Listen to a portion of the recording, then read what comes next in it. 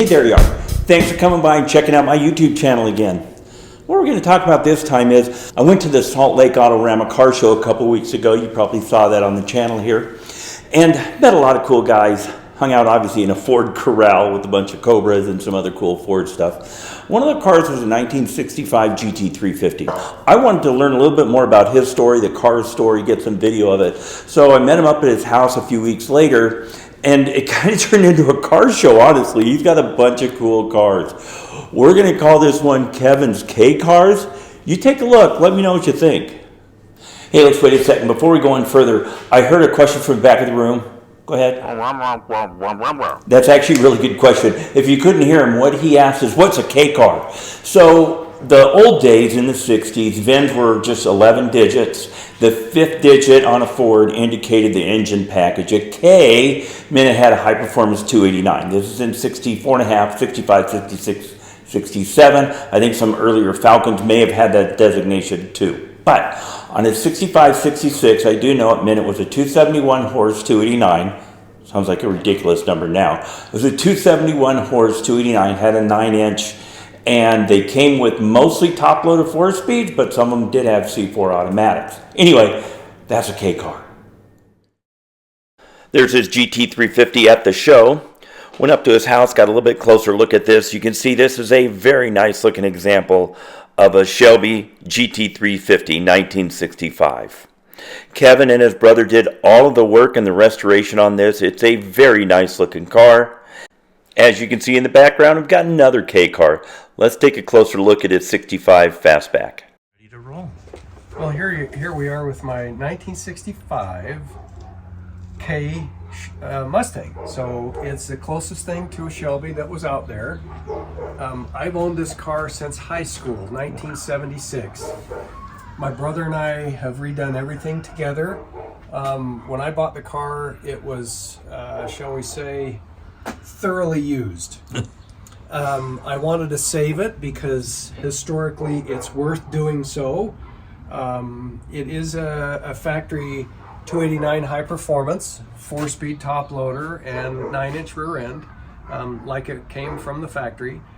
Does have all of the Shelby suspension on it. It's as close as cousin to a Shelby as possible. It was even made in San Jose, right next to and along with all of the 65 and 6 GT350 Shelbys. Nice.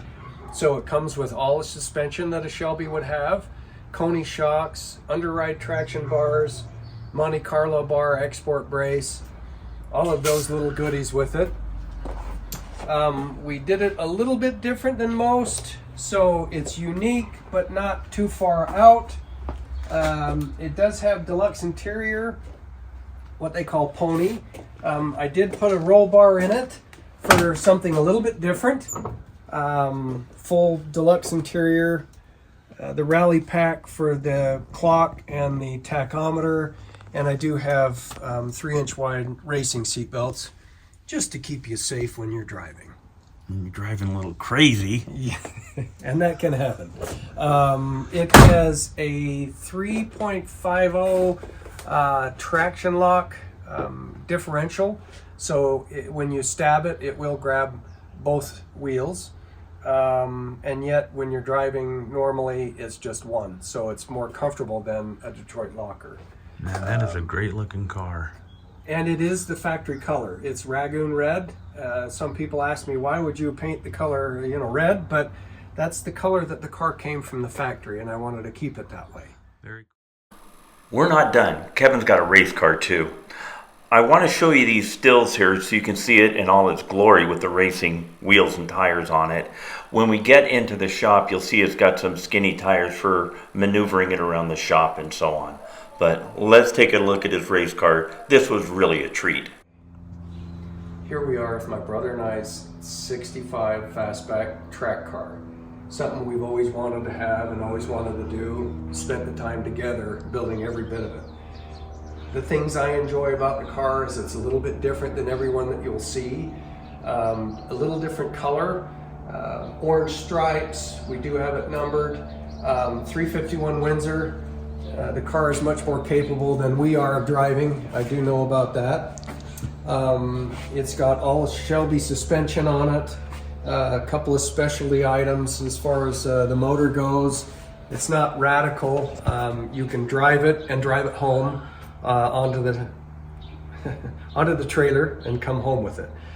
Some special unique aerodynamics in the front for cooling. We have cooling ducts where the lights used to be. We've customized the cooling inside to run the air directly through to the radiator. This car has full subframe frames all the way from the front to the back. On the inside, we have Lexan windows. Inside the rear end is a little unique. Has a torque arm, mounts to the top of the third member on the inside of the car to keep the rear end from going back and forth. We run an accumulator for oil to make sure that in corners when we're racing or road racing that we don't run out of oil. Safety is the other concern that we have, so we have a full fire system, full cage, and of course seat belts. But they're 11-inch instead of 9-inch or something. Big ones, huh? They're Galaxy for vintage racing. I don't know why we ever did vintage because we won't race it, but they were a little less expensive to go that route instead of great big Willwood disc brakes on the front. Yeah, it's got a full fuel cell system, battery in the back for safety. The battery mounts down there good and hard. The roll bar comes through the inside.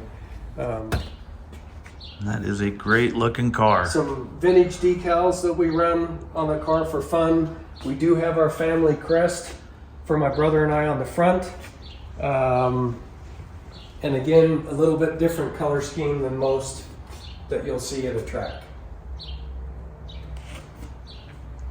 That car is unique and beautiful.